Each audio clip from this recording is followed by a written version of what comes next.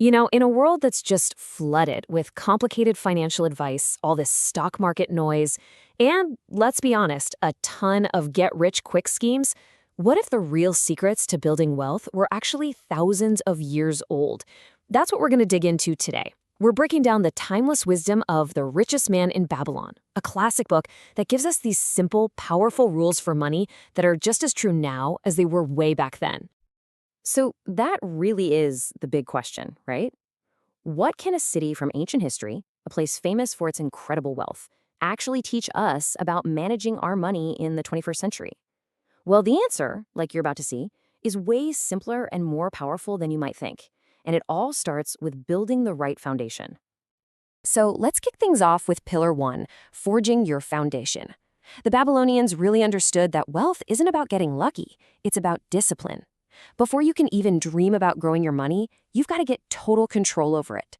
And this isn't about some fancy spreadsheet or trying to time the market. Nope, it's about mastering two super simple but incredibly powerful habits. And here they are. First, start thy purse to fattening, which is just their old school way of saying pay yourself first. And second, control thy expenditures, which just means you have to learn to live on whatever is left. See how these two ideas work together? They're the absolute bedrock of everything else we're going to talk about. This, right here, this is probably the single most important number in the whole system, 10%. The rule is dead simple and it's non-negotiable. A part of everything you earn is yours to keep, at least 10% of it. So before you pay for groceries, before you pay your rent, before you pay anyone else, you pay yourself. This isn't some bonus if you have extra. It's the very first seed you plant for your future fortune. Okay, so what do you do with the other 90%? You live on it. And this is where the Babylonians fought a battle we are definitely still fighting today: lifestyle inflation. You know what I'm talking about. It's that thing we do where the more money we make, the more money we spend. Their secret was learning to tell the difference between what you need and what you want, and never ever letting your wants eat up your entire income. And the last piece of this foundation is getting real about debt. The Babylonians saw debt for what it is: an enemy to wealth.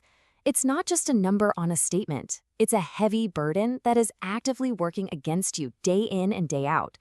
The wisdom here is to treat it like you're under attack. You make a solid plan to pay it down piece by piece, all while you continue to protect that crucial 10% for yourself. All right, let's move on to Pillar 2, grow your gold. Once you have that solid foundation of saving and smart spending, you can switch from playing defense to playing offense. That 10% you've been tucking away, it was never meant to just sit there collecting dust. Think of it like an army of little golden soldiers, and now it's time to send them out into the world to work for you. And this is a two-sided coin, which is so important. On one side, you have make thy gold multiply. Your savings need to become your employees, earning you even more money through smart investments. But, and this is a big but, you also have to guard thy treasures. This is all about being smart, not greedy. Giving your money to a brickmaker who wants to travel and buy jewels, that's a bad bet. But giving it to a shield maker so he can buy more metal to make more shields, that's a good bet, because he knows his business. It's all about seeking advice from people with real experience, not from gamblers. So you're saving money, you're spending wisely, and your gold is starting to multiply. Awesome. So what's next? Well, Pillar 3 is all about making it last. See, this isn't just about getting rich, it's about staying wealthy. This is where we build our financial fortress, one that can handle whatever life throws at it. You gotta hand it to them. The Babylonians were brilliant long-term planners. They were big on owning your own home, so you're building equity instead of just handing over rent money. They really pushed the idea of securing an income for your later years, for when you can't work anymore. And woven through all of this was one core idea: always seek wisdom. Learn from the people who've already made it. And just as importantly, learn from their mistakes too.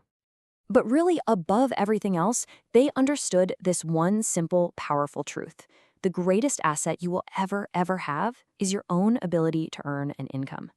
And that means the absolute best investment you can make is in yourself, learning new skills, getting smarter, and just increasing your power to earn more. And that brings us to the final crucial secret, the thing that really holds all of these pillars together. It's kind of like the invisible ingredient, the one law that's behind all financial success.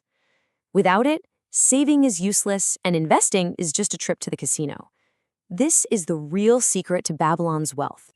The secret is patience. That's it. True wealth isn't something that happens overnight. It's a process. It's built slowly, brick by brick over years, sometimes decades. It's all about consistency, not intensity.